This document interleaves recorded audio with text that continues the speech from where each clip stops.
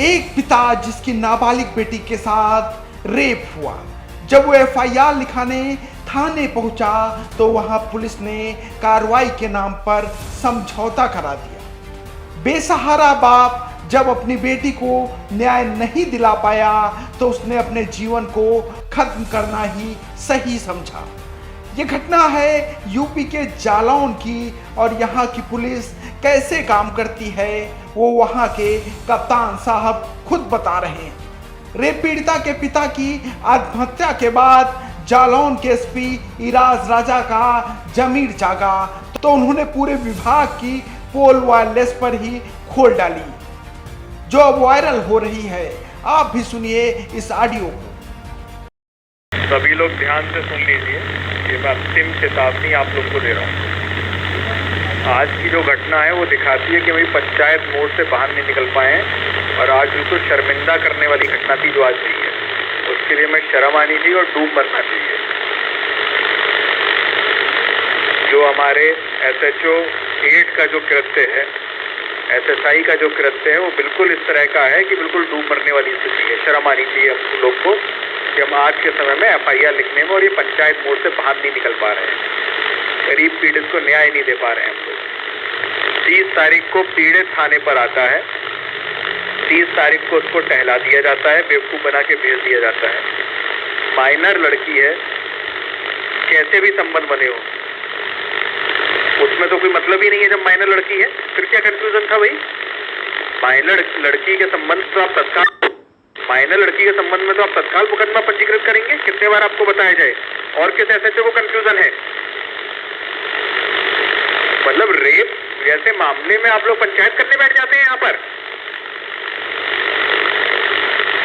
ये Munshi, SSI, SHO, additional SHO सबके नाकारा बैठा रखे हैं क्या मैंने यहाँ पर? किसी का कुछ भी काम करने में इंटरेस्ट नहीं है, जनता के लिए कोई भी जवाबदेही नहीं है।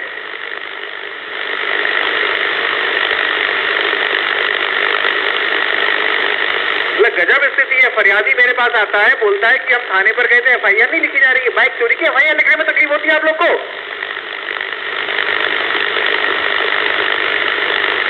लड़की के साथ घटना हो रही है, उसकी एफआईआर नहीं लिख रहे हो।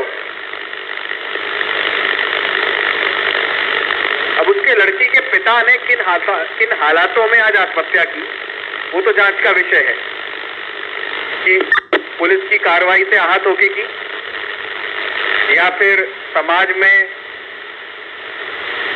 बदनामी होती उस कारण की। लेकिन आत्महत्या तो उसने की और उसके लिए हम लोग कहीं ना कहीं सब जिम्मेदार हैं। क्लियर दिखाता है ये कि हम पंचायत मोड़ से बाहर नहीं निकल पाए। एसएचओ 8 पूर्व में एसएचओ कैलिया को मैंने 50 बार बताया था पंचायत मोड़ से बाहर निकल आओ। हर मीटिंग में मैं आप लोग को बोलता हूँ एफआईआर रजिस्ट्रेशन में नाटकबाजी मत करिए, एफआईआर रजिस्टर करिए। लेकिन जो लापरवाही सब लोग दिखा रहे हो एफआईआर रजिस्ट्रेशन में, अब बिल्कुल बस बर्दाश्त की बाहर हो गया है सब। मुंशी, एसएसआई, एडिशनल एसएचओ की जिम्मेदारी है कि अगर आपके एसएचओ नहीं लिख रहे हैं एफआईआर, तत्काल मुझे बताएंगे कि ये प्रकरण आया है और इंस्पेक्टर साहब ने एफआईआर नहीं लिखी है। अगर ये नहीं मानोगे, अगर ये नहीं बताओगे मुझको, तो उसका मतलब ये है कि जो सिस्टम बना हुआ है उसको फॉलो नहीं कर रहे हो और बड़ी अपना सब गटमट करने में लगे हुए हो। आज बिल्कुल शर्म की बात थी ये जो घटना हुई है। बिल्कुल हम लोग की पूर्ण रूप से लापरवाही है, एसएचओ एसएसआई की लापरवाही है, सीओ साहब की भी लापरवाही है कि उनके द्वारा सही तरीके से पर्यवेक्षण नहीं किया गया पूरे। और मैं एक एक व्यक्ति की जो इस चीज में लापरवाही है उसकी जवाबदेही फिक्स करूंगा और कार्रवाई भी ऐसी करूंगा कि वो बिल्कुल नजीर बनेगी। यहाँ पर बर्खास्ती तक लेके जाऊंगा मैं एक एक को जो इन्वॉल्व है इसमें।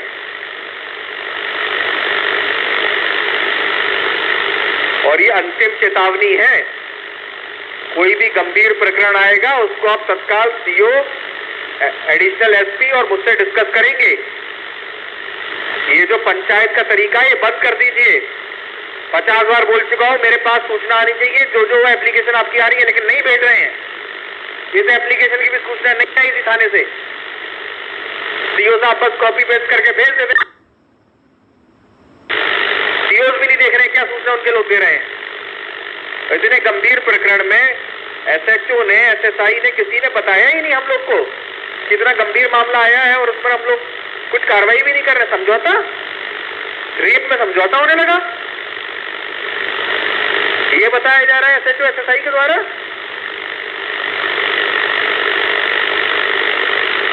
एसएचओ एसएसआई दोनों को तत्काल प्रभाव से मेरे द्वारा सस्पेंड कर दिया गया है और मैं पूरे प्रयास करूंगा, पूरा मैं इतनी अच्छी इसमें कार्रवाई करूंगा, इतनी अच्छी चार्जशीट बनाऊंगा कि बर्खास्तगी तक लेके जाऊंगा मैं दोनों को, या फिर इसके अलावा कोई अन्य तीसरा चौथा व्यक्ति भी इन्वॉल्व है तो। और ये अंतिम चेतावनी है, सुधर जाओ वरना मैं ऐसा सुधारूंगा कि रोड हो गए सब लोग। सुधर जाओ, यहाँ से चले जाओ जनपद छोड़ के, अगर मेरे साथ काम करना है। इतना तुम्हारे साथ लग के, तुम्हारे साथ मेहनत करके, तुम लोग को स्वतंत्रता देके लग रहा है दिमाग खराब हो गए तुम लोग के। स्वतंत्रता या इज्जत पाने के लायक नहीं हो तुम लोग अगर इस तरह की हरकतें कर रहे हो तो। और ये मुझे मुंशी जात बैठी है ना थाने पर, इसको मैं अलग से रगड़ूंगा, बता रहा हूं। अगर किसी पीड़ित को भेज दिया, मतलब मोबाइल चोरी होता है उस आदमी के लिए मुझको मेरे पास आना पड़ रहा है, यहाँ पर बाइक चोरी हुई है उसको मेरे पास आना पड़ रहा है, मुकदमा नहीं लिख रहे हो, गंभीर मामले हो रहे उसके बारे में सूचना नहीं दे रहे हो। ये अंतिम चेतावनी थी। अब देखो मैं क्या लाइन बनाता हूं एक एक की, डेली के प्रकरण देखिए। और जिसको शर्म आ रही हो वो उनको डूब मरो जाके आज। तत्काल एसएचओ 8 और एसएसआई वहां से रवानगी करें और लाइन में आप तत्काल प्रभाव से सस्पेंड हैं। और जिसने भी अगली लापरवाही की इससे भी कठोर कार्रवाई मैं उसके विरुद्ध करूंगा, बता रहा हूं। ये बिल्कुल फाइनल वार्निंग थी, उसके बाद मैं किसी को नहीं छोड़ने वाला हूं, बस हो गया क्लियर। अगर डंडे के ही तुम लोग को डंडे की भाषा समझ में आती तो डंडा भी मैं बहुत अच्छा चलाता हूं। अब तुम लोग को सबको समझ में आएगा अगर दोबारा कुछ इस तरह का इवेंट मेरे सामने आ गया तो।